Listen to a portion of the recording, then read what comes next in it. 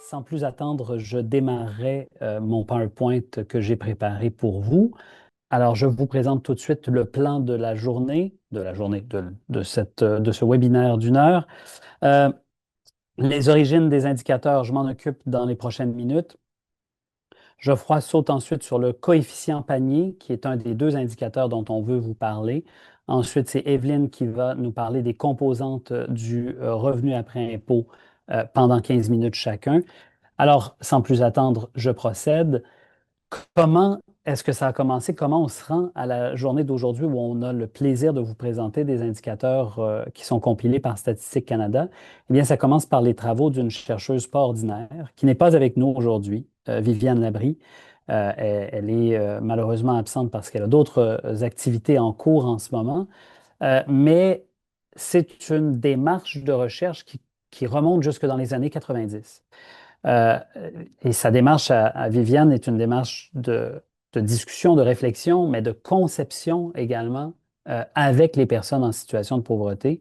Elle l'a démarré dans le cadre de tout un mouvement qui commençait dans les années 90 sur la question de l'adoption par l'Assemblée nationale d'une loi contre la pauvreté et l'exclusion sociale.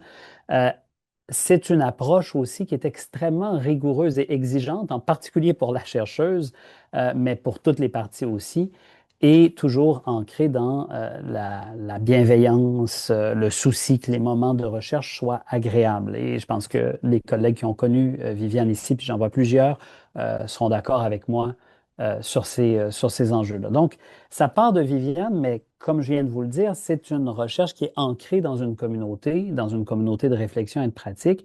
Et en particulier, là, si Viviane était là, elle serait très contente que je vous présente le parcours qu'elle a elle-même, parce que dans la démarche de Viviane, il y a tout un aspect graphique et tout un travail graphique qui est fait, qui va, vous le voyez, de 98 jusqu'à aujourd'hui, qui commence en particulier dans ce qui s'est appelé le carrefour des savoirs sur les finances publiques, qui a duré de 1998 à 2000, dans lequel des personnes en situation de pauvreté ont été mis en dialogue avec des fonctionnaires du ministère des Finances pour comprendre comment ça fonctionne, l'État québécois. C'est un dialogue entre les scènes noires et les militaires. C'est souvent comme ça que Viviane le présente.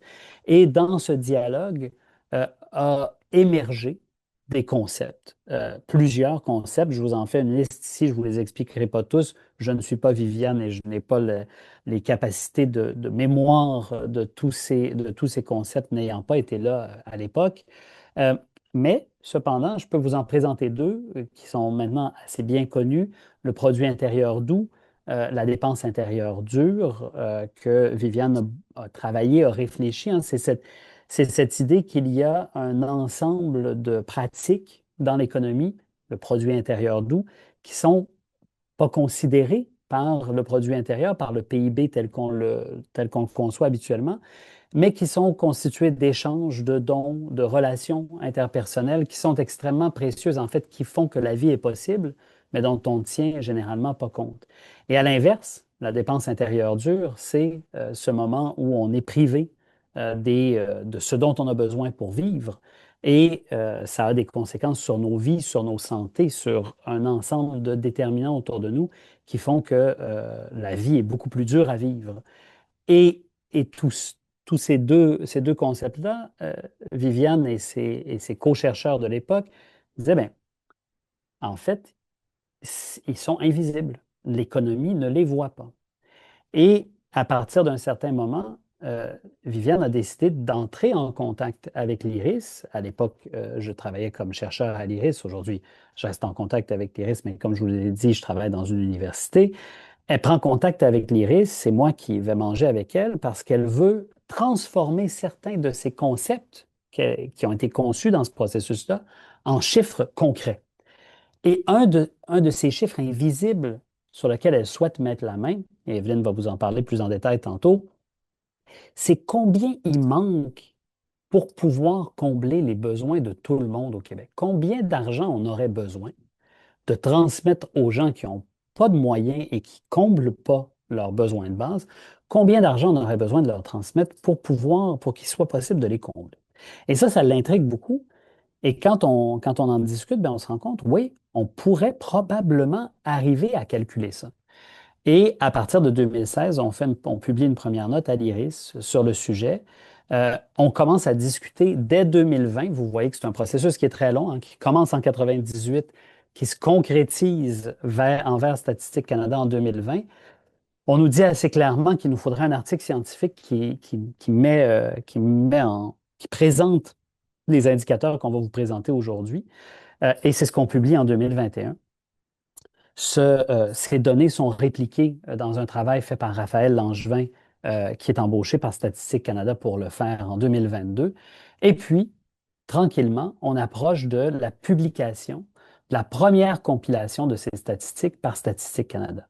Et maintenant, les indicateurs sont disponibles sur le site web de Statistique Canada. C'est donc une aventure intellectuelle que je vous ai résumée vitesse grand V, mais qui est quand même assez exceptionnel, je pense qu'il faut le souligner, qui prend des idées, des concepts qui sont travaillés par des personnes en situation de pauvreté et qui se trouvent, qui ont une réflexion sur leur situation et sur les problèmes que ces personnes-là rencontrent, et qui se disent, on devrait pouvoir mieux comprendre quelque chose. Et 15 ans plus tard, 20 ans plus tard, on finit par y arriver en ayant Statistique Canada, l'Institut national de statistique, qui décide de les compiler. Donc, il y a quelque chose d'assez exceptionnel là-dedans et à l'IRIS, je pense qu'on en est très fiers d'avoir participé à ce processus-là. Les voilà, ces deux composantes, ces deux parties du site web de Statistique Canada dont on est un petit peu responsable désormais. Et elles sont là. Notre but aujourd'hui, qu'est-ce que c'est? Ben, c'est de vous les faire connaître, de vous montrer comment fonctionnent, qu'est-ce qu'on peut faire avec ces chiffres-là, comment on peut les utiliser à la fois dans la recherche, bien sûr, nous, comme chercheurs et chercheuses, ça nous intéresse particulièrement, mais aussi dans l'intervention dans l'espace public, dans la défense de droits. On veut que ça puisse être bien utile et pratique pour vous. Puis enfin, la dernière question, c'est comment on les fait connaître en dehors de nos cercles et dans l'espace public. On va y revenir à la toute fin. Voilà pour moi. J'arrête ici et je cède la parole à mon collègue Geoffroy. Et merci à tout le monde d'être là. À ton tour, Geoffroy. Merci, Simon. De mon côté, je suis économiste à l'Observatoire québécois des inégalités. Pour ceux et celles qui ne nous connaissent pas, on est une organisation indépendante qui fait de la recherche et du transfert de connaissances sur l'ensemble des inégalités qui traversent notre société. Et on mobilise ces indicateurs qui ont été développés grâce au travail acharné de Viviane puis de l'IRIS. Alors, je vais vous présenter ce premier indicateur qui est officiellement titré le coefficient du panier par Statistique Canada. Moi, j'utilise le vocable indice panier parce que c'est des termes plus simples. C'est un tableau que vous pouvez retrouver sur le site web de Statistique Canada avec le numéro 11 10 01 02 01 que vous pouvez consulter. Donc, je vais vous expliquer c'est quoi cet indice-là. Mais avant, je vais vous parler de l'indicateur qui est derrière l'indice panier, qui est la mesure de panier de consommation. Une mesure dont certaines d'entre vous sont probablement familières parce que c'est une mesure qui est compilée par Statistique Canada depuis plusieurs années et qui est utilisée par la recherche, par la communauté civile pour étudier le faible revenu et la pauvreté. Donc, c'est quoi la mesure de panier de consommation? C'est tout simplement le niveau de revenu qui est nécessaire pour se procurer un panier de biens et de services qui correspond à un niveau de vie modeste. C'est calculé annuellement par Statistique Canada depuis plusieurs années et on y retrouve 5 composantes. L'alimentation, le logement, les vêtements et chaussures, le transport et la catégorie des autres biens et services. C'est une mesure dont le seuil va varier en fonction de deux paramètres. D'abord, la taille du ménage, donc on tient compte du nombre de personnes dans le ménage, et la région où ce ménage habite. Donc, il va avoir différents seuils en fonction là, de la taille de la région. Euh, Depuis 2018, c'est la mesure officielle de la pauvreté. Donc, le gouvernement du Canada a adopté la MPC comme mesure officielle de la pauvreté. Au Québec, là, il y a pas eu de choix par le gouvernement d'adopter une mesure ou une autre comme mesure officielle de la pauvreté. Vous verrez qu'il y a d'autres mesures de pauvreté qui existent, en fait, qui coexistent. C'est une mesure qui est réévaluée périodiquement. Donc, dans la dernière année, Statistique Canada a publié la nouvelle version de la MPC de base 2023. Lorsqu'il y a un examen de la MPC, une révision de la méthodologie, il y a plusieurs personnes de la communauté de la recherche qui sont interpellées par Statistique Canada et qui contribuent à ces réflexions. Je pense que les trois personnes qui vous présentent aujourd'hui là, ont été activement impliquées dans ce processus-là.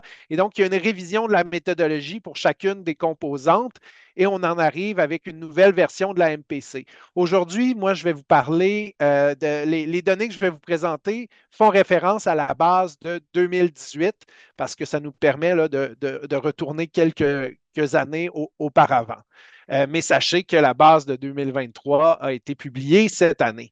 Alors, qu'est-ce que ça donne tout ça? Ce seuil-là, un ménage de une personne, le seuil en 2023 variait entre 22 625 et donc dans les régions de 30 à 100 000 habitants jusqu'à 24 212 dans la région métropolitaine de recensement de Montréal. Pour un ménage de 4 personnes, par exemple, on va doubler le seuil et on va arriver avec un montant entre 45 250, toujours dans une région de 30 à 100 000 habitants, jusqu'à 48 424 pour la région métropolitaine de Montréal. Et là, je vous disais qu'il y a d'autres mesures de pauvreté qui existent. Nous, à l'Observatoire québécois des inégalités, on mobilise souvent la MPC, mais jamais seule, avec d'autres mesures, notamment la mesure du faible revenu et le revenu viable. Donc, la MPC, je vous disais, c'est le seuil de revenu pour se procurer un panier de biens et services qui correspond à un niveau de vie modeste. La mesure du faible revenu, elle, c'est une mesure de pauvreté relative. Donc, on s'intéresse au revenu médian dans la population et là, on vient couper en deux ce revenu médian-là. Donc, on est à 50 du revenu médian. C'est le seuil de la mesure de faible revenu. Il y a d'autres versions de la MFR qui existent, notamment la MFR 60. On vient calculer 60 du seuil de la mesure de faible revenu. En fait, 60 du revenu médian pour obtenir ce seuil-là. Et il y a également la mesure de revenu viable qui a été développée par l'IRIS. Et là, on est à un seuil qui correspond à un niveau de vie digne et exempt de pauvreté. Avec la MPC, là, on est vraiment au strict minimum. Il n'y a aucune marge de manœuvre, il n'y a aucune place pour l'épargne. Avec le revenu viable, on s'intéresse à la sortie de la pauvreté. Et donc, on voit que ces différentes mesures-là ont donc des seuils qui varient. À Montréal, en 2023, pour une personne seule, on était à 24 212 pour la MPC et ça monte jusqu'à 32 252 pour le revenu viable. Mais là, on garde en tête la MPC pour la suite parce que c'est la MPC qui est utilisée par Statistique Canada pour l'indice panier. Alors, ce fameux indice panier, ben, c'est quoi? Le coefficient du panier, là, par son vocable officiel de Statistique Canada, ça correspond au revenu après impôt d'une famille divisé par le seuil de la MPC pour cette même famille. Donc, c'est un ratio très simple. Le revenu après impôt, donc, c'est quoi? C'est le revenu de marché, donc le revenu qui provient du travail, de l'emploi, d'un travail autonome auquel on ajoute les transferts gouvernementaux, comme par exemple les allocations famille, le crédit d'impôt pour solidarité, et duquel on retire l'impôt à payer. Le revenu après impôt pour fin de la MPC est un petit peu différent du revenu après impôt de base. On tient compte là, de certaines dépenses non discrétionnaires, mais Evelyne va vous en parler tout à l'heure.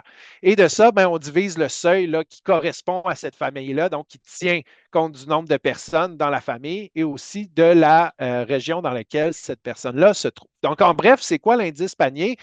c'est le nombre de paniers qu'une famille pourrait se permettre avec son revenu disponible dans une année, tout simplement. Qu'est-ce que ça donne tout ça? Ça donne la figure que je vous présente à l'instant pour 2023. Quelques constats assez intéressants. D'abord, on peut voir que si on prend l'ensemble de la population au Québec, donc tous les déciles de la population, on a un indice panier de 2,12. Qu'est-ce que ça veut dire tout ça? C'est qu'au Québec, en 2023, on a suffisamment de revenus pour permettre à tout le monde de subvenir 2 fois à ses besoins de base. En fait, 2,12 fois à ses besoins de base. L'histoire derrière ça, c'est que ces ressources-là ne sont pas bien réparties dans la société. Et donc, lorsqu'on regarde les déciles, donc on prend l'ensemble de la population, on la divise en 10 parties égales. Au premier décile, ben, on n'a pas ce qu'il faut pour subvenir à ses besoins de base. On a 0,6 panier. Alors qu'au sommet de la distribution, au 10e décile, on a 4,46 paniers. Et donc, on peut s'intéresser notamment, et c'est ce qu'on va faire plus tard dans la présentation, au ratio entre le nombre de paniers qu'on peut s'obtenir au premier décile et à celui au 10e décile.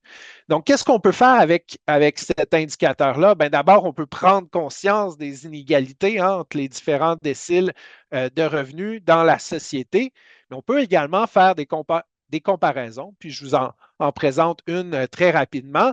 La comparaison de l'indice panier en 2023 pour le Québec versus pour l'Ontario. D'abord, on peut voir qu'au niveau de l'ensemble de la population, là, on a un coefficient panier très similaire au Québec puis en Ontario, 2,12 au Québec, 2,18, là, c'est très similaire. Mais ce qui est frappant, c'est de voir qu'en Ontario, les ressources sont moins bien distribuées dans la population. Et donc, tous les 5 premiers déciles ont un nombre de paniers qui est inférieur au nombre de paniers que les 5 premiers déciles obtiennent au Québec. Donc, si on s'intéresse juste au premier décile, au Québec, on a vu tout à l'heure que les personnes du premier décile ne pouvaient pas se permettre un panier de consommation. On était à 0,6 paniers. En Ontario, c'est 0,43 paniers. C'est encore moins. Et si on regarde au sommet de la distribution, bon, au Québec, les personnes qui font partie du 10e décile de revenus après impôt ont 4,46 paniers. En Ontario, c'est 5,05. Donc, une Il y société a plus qui de est paniers. moins égalitaire en termes de distribution du revenu après impôt. Bon, là, c'est un usage qu'on peut faire de l'indice panier, se comparer, par exemple, entre provinces. Un autre usage qui peut être fait, ben, c'est de suivre les inégalités au sein de la société. Et là, ben, je vais comparer l'indice panier avec d'autres mesures qu'on utilise habituellement pour suivre les inégalités au sein de la société. Un premier indicateur, c'est le fameux coefficient de Gini qui est souvent utilisé, mobilisé dans les comparaisons internationales. C'est quoi le coefficient de Gini? Ben, ça compare la répartition de ressources à une situation théorique d'égalité parfaite. Donc, c'est une valeur qui est entre 0 et 1. Plus on se rapproche de 0, plus on tend vers l'égalité parfaite.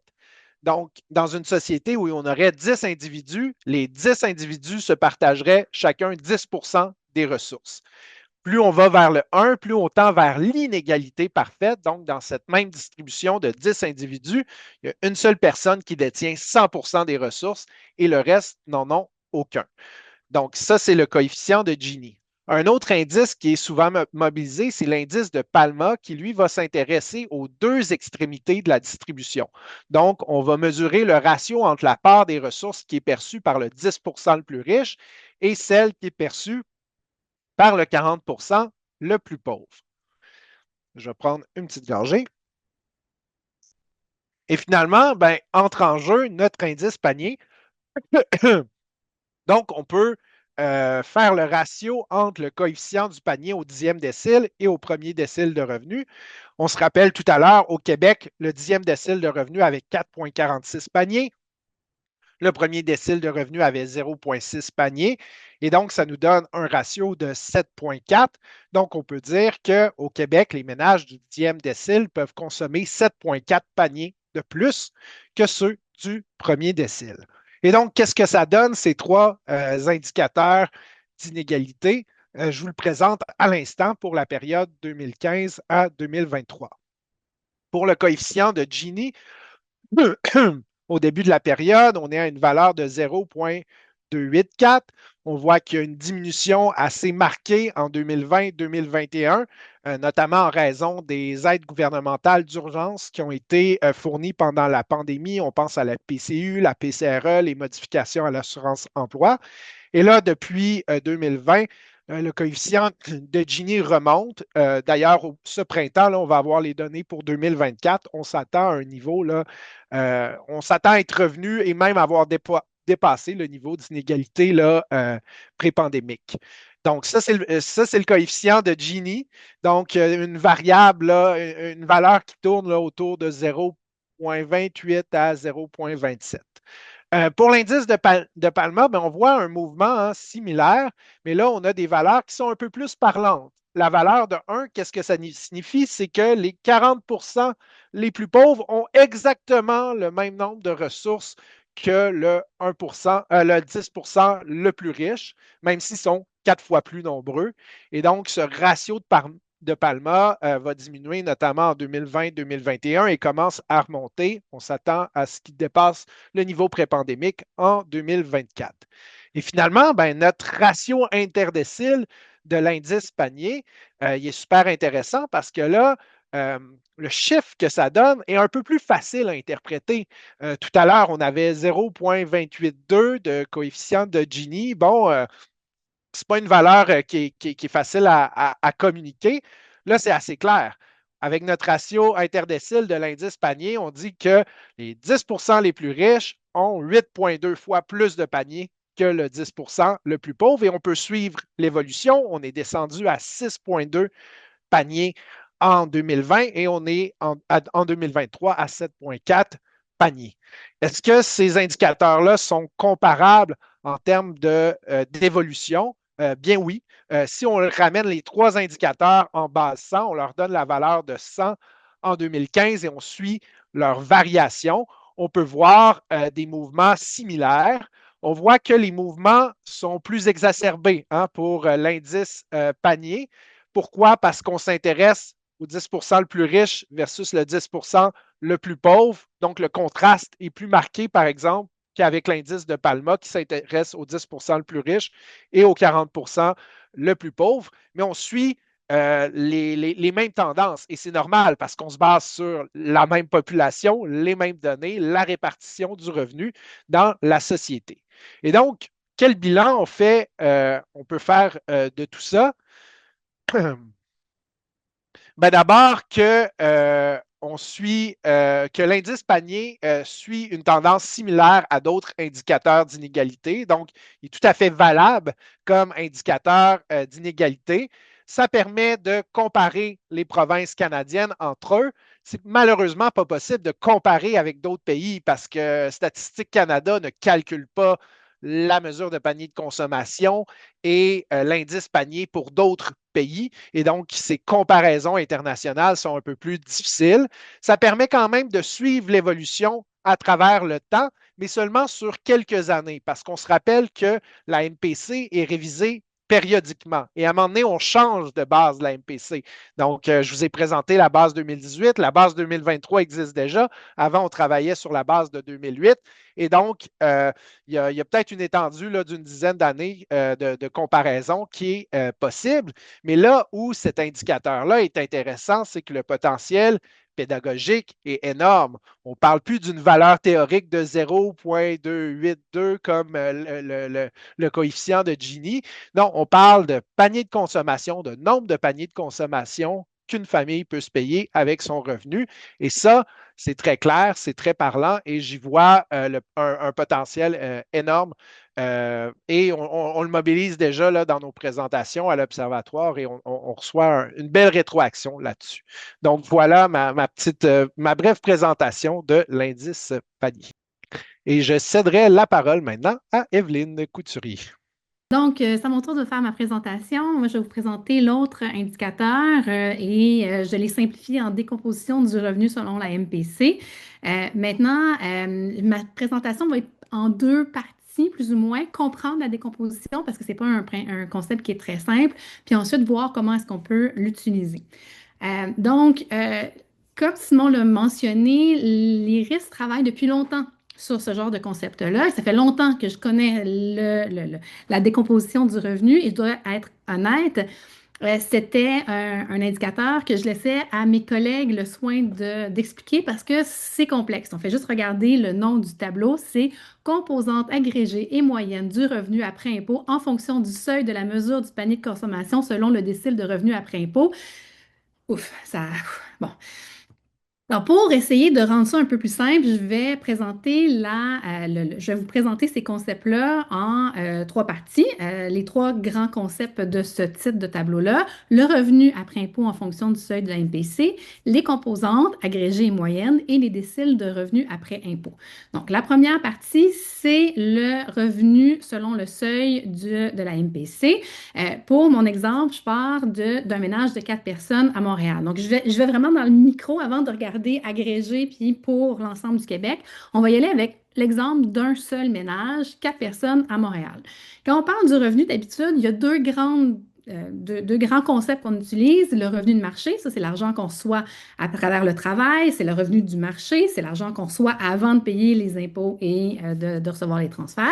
Et le revenu disponible, qui, une fois qu'on a, on a notre revenu, on paye des impôts, on reçoit des transferts. Dans notre cas, ici, on a un ménage de quatre personnes avec deux jeunes enfants. Fait qu'on reçoit des transferts du gouvernement fédéral, provincial pour soutenir le revenu des ménages. Donc, notre ménage fictif qui a un revenu de marché, mettons, une personne gagne 50 000, l'autre personne gagne 35 000, a un revenu fictif de 85 000.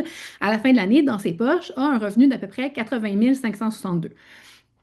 Ça, c'est ce qu'on est habitué d'entendre. Sauf que quand on parle de la MPC, puis je ferai le présenter, on a les grandes catégories de dépenses, l'alimentation, le transport, le logement, les vêtements, les autres biens et services, mais il y a certaines catégories de dépenses qui ne sont pas incluses dans la MPC, ce qu'on appelle les dépenses non discrétionnaires, qui sont des dépenses qui ne sont pas attribuables à tous les ménages. Par exemple, les frais médicaux non assurables, les services de garde, les cotisations professionnelles, si vous adhérez par exemple à un autre professionnel, les pensions alimentaires, bien, une personne seule n'aura pas de dépenses en service de garde, donc on ne va pas imputer ça à la MPC. La pension alimentaire, ça varie. Les frais médicaux, tout ça, ça varie. Ça dépend de chaque ménage spécifique. Fait que la MPC, on le tasse, puis on regarde vraiment les dépenses essentielles dans les catégories principales. Fait que pour ramener le ménage de quatre personnes à Montréal avec un revenu qu'on peut comparer avec la MPC, il faut retirer ces dépenses non discrétionnaires. Et là, encore là, de façon fictive, service de garde, etc. J'ai décidé de leur donner 9 432 de dépenses non discrétionnaires. Donc, le revenu qui reste, qui sont pour les mêmes catégories de dépenses que pour la MPC, c'est 72 130 Donc, ça va être le revenu qu'on va utiliser pour comparer à la MPC. Donc ça, c'est la première partie de notre tableau, c'est le revenu disponible selon la MPC, selon le seuil de la MPC, pour avoir des choses qui sont comparables. Ensuite, on va essayer de voir les composantes agrégées moyennes. On prend ce revenu qui est assimilable à la MPC, puis on regarde c'est quoi le coût du panier. Encore là, Jean-François nous a fait la démonstration, nous a expliqué comment ça fonctionnait la MPC. Ça dépend de la taille du ménage, ça dépend du lieu où le ménage se trouve. Donc, notre ménage de quatre personnes à Montréal doit avoir un revenu disponible pour répondre à ses besoins de panier, donc pour les composantes du panier, de 49 234. On le compare avec le revenu après impôt en fonction du seuil de la MPC. Puis on voit qu'ils ont plus d'argent que ce qui est nécessaire pour répondre au panier. Donc, on dit la partie réalisée, qu'est-ce qu'ils sont capables de se payer dans le panier? Mais c'est l'ensemble du panier. Parfait. Le coût du panier réalisé, c'est le 49 234. Il leur manque 0 il n'y a pas de déficit, parfait, mais ils ont un surplus. Il y a un argent de plus que le panier de base, le panier qui est très modeste et qui permet de répondre au strict minimum de leurs besoins. Ils ont 22 000 à peu près de plus pour répondre à leurs besoins. Fait que là, on fait tous ces calculs-là.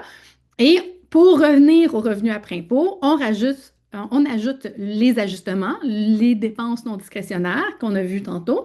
On rajoute le 9 432 et on se retrouve avec le revenu après impôt. Fait que ça, c'est les différentes catégories pour ce ménage de 4 personnes à Montréal.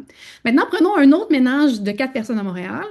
Cette fois-ci, leur revenu après impôt en fonction du seuil de la MPC est de 45 428 ce qui est plus bas que le coût du panier qui est nécessaire pour cette famille-là pour répondre aux besoins de base de 49 234. Donc, le coût réalisé du panier, ils n'ont pas réussi à dépenser tout l'argent nécessaire. Il y a juste 45 428 qui est réalisé avec leur revenu disponible en fonction de la MPC.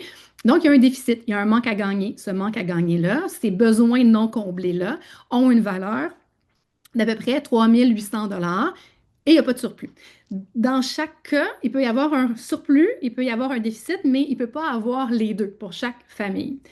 Maintenant, le travail du tableau, c'est de prendre tous les ménages de l'ensemble du Québec, de regarder la taille du ménage, dans quelle municipalité, quelle taille d'agglomération il se retrouve, calculer les ajustements en fonction de la MPC pour retirer, pour avoir le revenu après impôt en fonction du seuil de la MPC, tout ça, de faire tout ce travail-là. Et c'est un travail qu'on a fait à l'IRIS, mais qu'on est très, très, très content de déléguer maintenant à Statistique Canada, parce que vous voyez, c'est assez complexe. Et on les met tout ensemble pour avoir chaque catégorie, avoir le montant de chaque catégorie de la décomposition par décile. Alors, on peut ensuite faire la moyenne, mais c'est sûr que la moyenne va cacher, va étendre les cas exceptionnels sur l'ensemble du décile.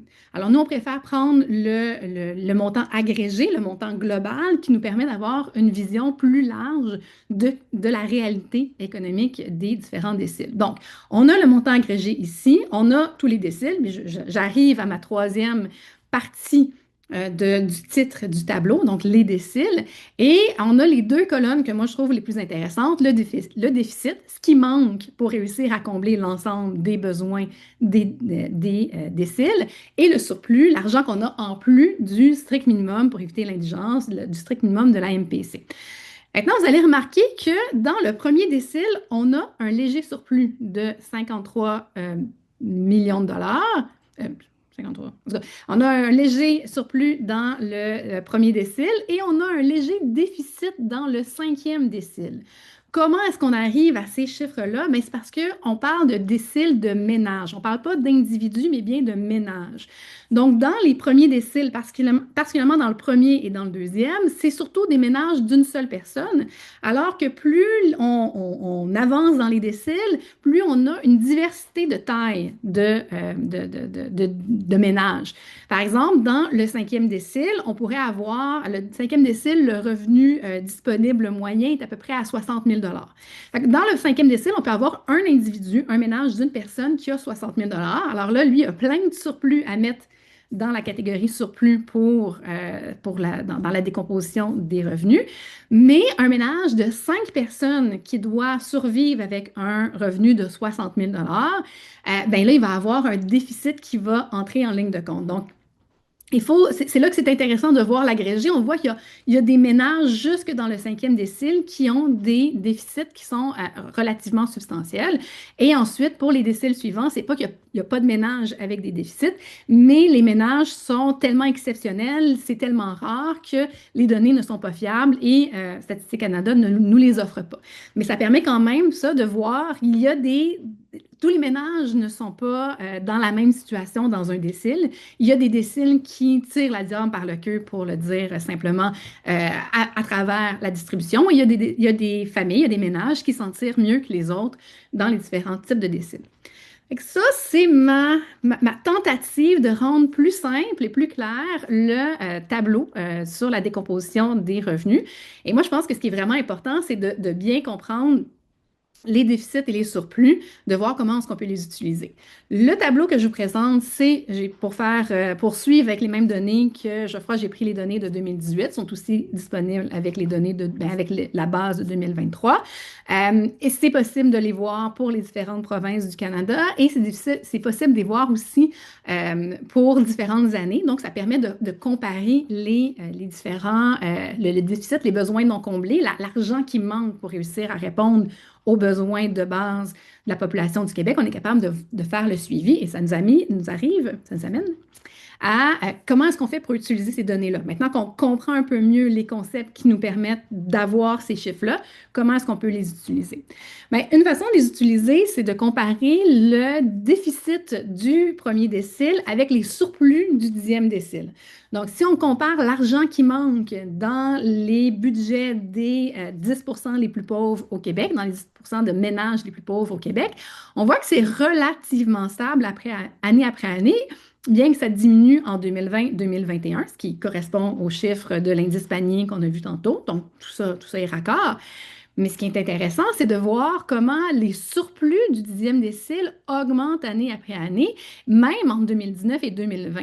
La pauvreté a diminué au Québec en 2020 grâce au soutien, au transfert qu'on a mis, des soutiens, des programmes ponctuels pour soutenir le revenu, mais ça n'a pas eu un effet négatif sur les revenus pour la population, les ménages les plus riches. Au mieux, on a une stabilité, mais rapidement, ça recommence à augmenter. Et entre 2015 et 2023, on voit qu'on passe de à peu près 45 milliards de dollars de surplus 45 milliards de dollars de surplus en 2015 et en 2023, on est à 60 milliards de dollars de surplus seulement pour le dixième décile. Donc, on voit qu'il y a une croissance importante alors que le déficit, lui, reste assez simple. Les besoins non comblés sont relativement stables. Puis si justement, regardons spécifiquement les besoins non comblés. Les besoins non comblés, non pas seulement pour le premier décile, mais pour l'ensemble de la population, bien, on part d'à peu près 7 milliards de dollars en 2015. Ça diminue tranquillement. En 2020-2021, vraiment, il y a eu un effet notable de réduction de la pauvreté et ça recommence à augmenter. Puis pour faire écho à ce que Geoffroy a dit, en 2023, on voit que la tendance nous amène à croire qu'en 2024, on a rattrapé, peut-être même dépassé le seuil qu'on était en 2019. Donc, de façon très temporaire et ciblée, on a réussi à réduire la pauvreté, on a réussi à ajouter des ressources pour combler les besoins de 2 milliards de dollars. C'est quand même pas rien parce que pour les personnes qui connaissent des gens qui vivent avec l'aide sociale, qui arrivent à obtenir le revenu de base ou qui arrivent à obtenir les prestations pour les personnes âgées, la différence de revenus qu'on obtient, ça change une vie. Eh bien, on a réussi à faire ce changement de vie de l'ordre de 2 milliards à peu près de dollars en 2020-2021, mais ça a été que temporaire. Euh, une autre façon de parler de ces chiffres-là, c'est de les comparer avec d'autres montants. Donc, si on regarde l'ensemble du surplus à la MPC, donc tout l'argent qu'on a en plus de la MPC dans l'ensemble du Québec pour tous les ménages, on est à peu près 170 milliards de dollars. On a tout cet argent-là en plus de la MPC qu'on pourrait répartir autrement dans le Québec. Le budget du Québec, lui, encore là, je prends des chiffres de 2023 pour comparer avec les données de 2023 du tableau. On est à peu près 145 milliards de dollars, donc il y a quand même beaucoup d'argent. Le PIB entre 2022 et 2023 a augmenté d'à peu près 30 milliards de dollars. Et combien d'argent il manquait? Combien d'argent manquait pour combler l'ensemble des besoins de l'ensemble de la population? Bien, seulement 4 milliards. Pas tant d'argent que ça. Mais là, je voudrais comparer avec autre chose. Je voudrais comparer avec la différence entre les surplus du dixième et du neuvième décile. Alors, je ne parle pas je parle vraiment juste entre le neuvième décile des ménages et le dixième décile de ménages. C'est quoi la différence entre les deux? Eh bien, on est plus autour de 30 milliards de dollars. Les ménages les plus riches, le 10 des ménages les plus riches ont 30 milliards de plus que le 9e décile, que les ménages entre le 80 et le 90e pourcentage. Il y a énormément de surplus dans ces ménages-là et tout ce qui manquerait pour combler l'ensemble des besoins de base, puis on s'entend, c'est combler de façon théorique, mais de donner les moyens d'atteindre la MPC à l'ensemble de la population du Québec. l'argent qui manque, les besoins non comblés se chiffrent à, je répète à chaque fois, seulement 4 milliards de dollars. C'est ça qu'on aurait besoin pour sortir l'ensemble de la population de la pauvreté. Et ça, on a d'autres niveaux de la pauvreté, mais pour atteindre la MPC, il manquerait juste 4 milliards de dollars pour l'ensemble de la population. Fait que c'est les tableaux, les graphiques que j'avais à vous présenter sur la décomposition du revenu, et moi j'insiste sur les besoins non comblés parce que le chiffre est tellement petit et c'est tellement fondamental quand on parle de dépenses dures, elle est là. Et ça nous coûterait juste 4 milliards pour régler une bonne partie de ces problèmes-là. Alors voilà les concepts que je voulais vous présenter.